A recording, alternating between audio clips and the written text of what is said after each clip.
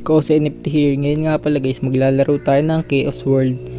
Yung napili nga pala natin ditong server is Leonic guys. Then click lang natin. And guys, napunta tayo dito. Level 42 na nga pala tayo dito. Ang class natin is Archer guys.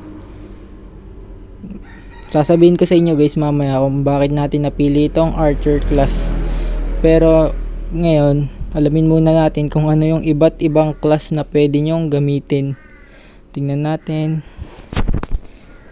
Ayan guys, meron tayo ditong Knight, Archer, Wizard, and Assassin. Meron tayo ditong apat na class guys.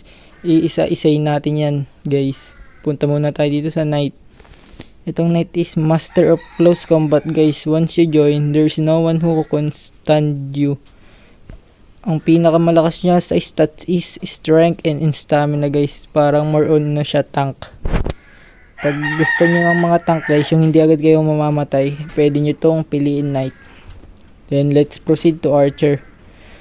Archer, enemy cannot approach with the longest range. Ito naman guys is longest range. Pwede kayong tumira sa malayo guys. Ang meron naman sa kanya is agility guys. More agility and wisdom, more on ano siya, agility. Then dito naman tayo sa Wizard. A class that can deal with mysterious magic. They fight in unpredictably using mana. Meron itong Wizard naman guys is more on intelligence and wisdom. Itong Wizard guys is mage siya. Pero 'di ba lahat ng mage is long range. Ito guys is melee.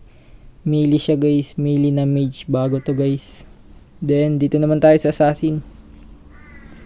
A character who weakens their target before deliver a powerful strike guys. Ito guys yung parang nanggugulat na assassin na malakas yung strength. Pero ang kahinaan naman nito is mahina yung HP niya.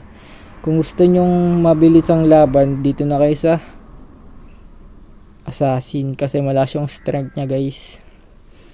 Ngayon, napili nga pala natin ng strength. Itong Archer guys, tuturo ko sa inyo bakit. Try nating laruin to. And guys, claim lang natin.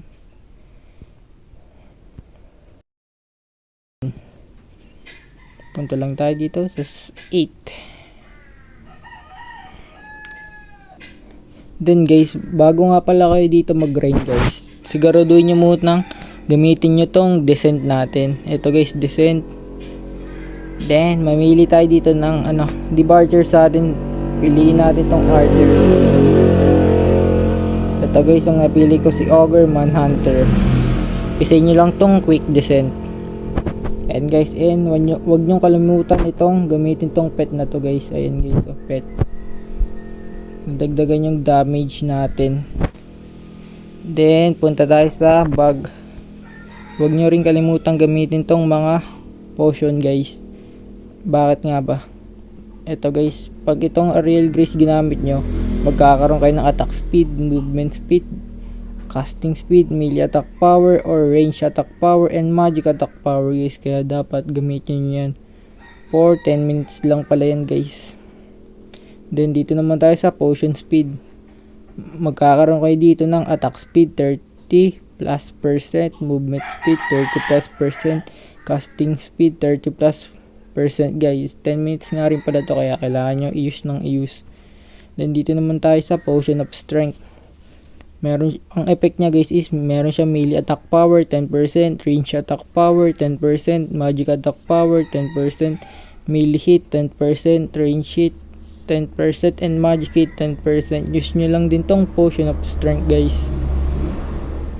Then dito naman tayo sa last but not the least, potion of guardian guys.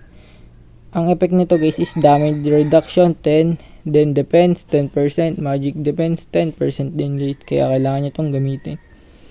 And guys, pagtapos na kayo guys magamit yung lahat na yan, mag-proceed na tayo sa pag-kill natin ng mga mga mobs dito. And guys, so ang lakas natin kasi nagamit natin lahat ng pwede nating gamitin.